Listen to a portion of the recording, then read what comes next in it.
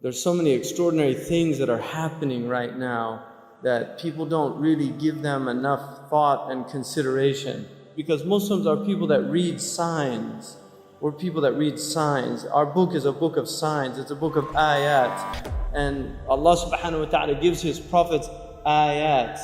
Allah subhanahu wa ta'ala, when He sent وَلَقَدْ أَرْسَلْنَا مُوسَى بِآيَاتِنَا, we sent Musa with our signs. And Allah subhanahu wa ta'ala tells us to read the signs. اقرأ بِسْمِ رَبِّكَ الَّذِي خَلَقَ. To read. It wasn't simply just the reading of a book, but the book of signs which is in the universe as well. And natural disasters have always been a source of trouble. You see corruption in unbelievable, unprecedented manners. Things that really we haven't seen at this level. And this is a global phenomenon. It's happening all over the globe, and it's something that should cause people of intelligence, it should cause them consternation, it should cause them trouble in their hearts, because these are people that Allah subhanahu wa ta'ala says about them that وَالَّذِينَ آمَنُوا مُشْفِقُونَ مِنْهَا وَيَعْلَمُونَ أَنَّهَا الْحَقِّ.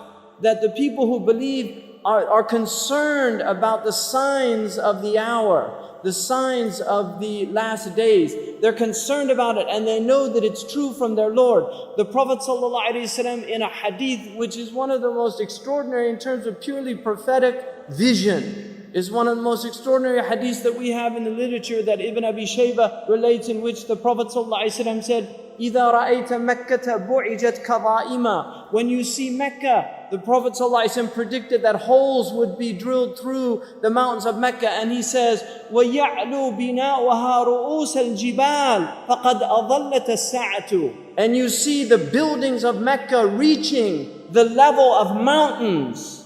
You see the buildings of Mecca reaching the levels of mountains. He said, know that the shade of the hour has encompassed the planet. And the believers, when they see these things, it concerns them. The Prophet said, لا تقوم الساعة حتى تزول الجبال عن أماكنها. The end of time won't come until you see mountains removed from their places. When I was in Mecca, there's mountains have been removed from Mecca. قوعيقوعان, one of the mountains that's known as the أحد الأخشبين.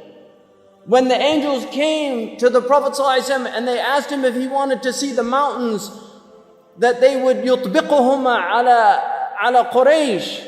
One of them was Abi Qubays and the other was Quwa'iquan. Quwa'iquan has been removed. It's gone. It's no longer there.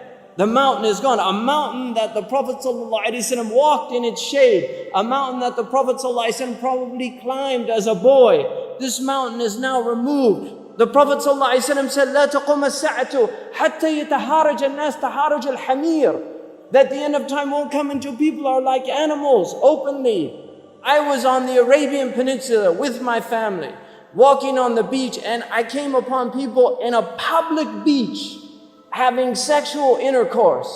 In a public beach on the Arabian Peninsula. I'm not making this up. This is the level of fasad that is happening on our planet.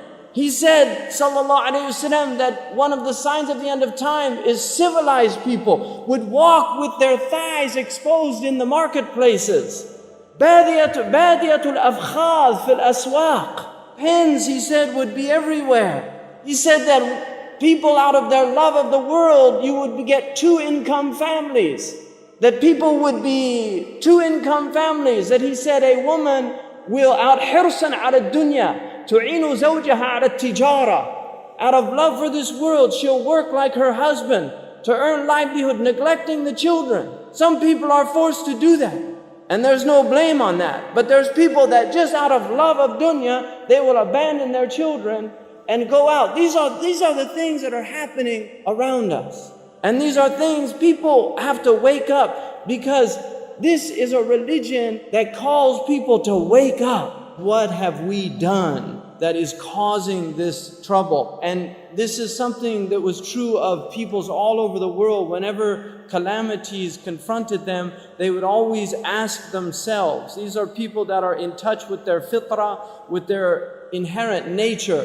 They would ask themselves, what have we done? Things like eclipses, like volcanoes, like oil spewing out into the ocean should tell us, Ya Rabb, If Allah wanted, He could destroy all of the oceans. ظهر الفساد في البر والبحر بما كسبت أيدي الناس. This foulness has revealed itself in the oceans and on the land because of what your own hands have been doing, because of what you have been doing. You know, they had a National Geographic and there was a group of Mauritanian fishermen and they went out to fish and they didn't catch any fish. And so you know what they said? It's our sins. And they went to the murabit, to the teacher, and they told him, we went out, we used to go out and cast the net, now the fish are all gone. If you want the sabab, the material reason, it's because the Japanese, the Russians, the Americans, they're fishing those waters like crazy. But still, they understood. How does this relate to us? You can blame the other, but it's happening to you. And he told them to make tawbah. This is on the documentary itself. He told them to make tawbah, to ask Allah. And they did that, and then they went out, cast their nets, and fish came into the net. That's fitrah people. Those are people of fitrah. The United Nations announced that the fish are going. And this is Ibn Abbas in the tafsir of the verse, ظهر الفساد in Surah Al-Rum, that the corruption has revealed itself in the land and on the sea. He said in the sea, the diminishment of fish because of the sins of people. And this is something that human beings have now completely forgotten. We have spiritual Alzheimer's disease. That's what the humanity is suffering from, a type of spiritual Alzheimer's disease. We've forgotten who we are, who we belong to, where we've come from, where we're going, what we should be doing in the meantime. This is the state of humanity wherever you go.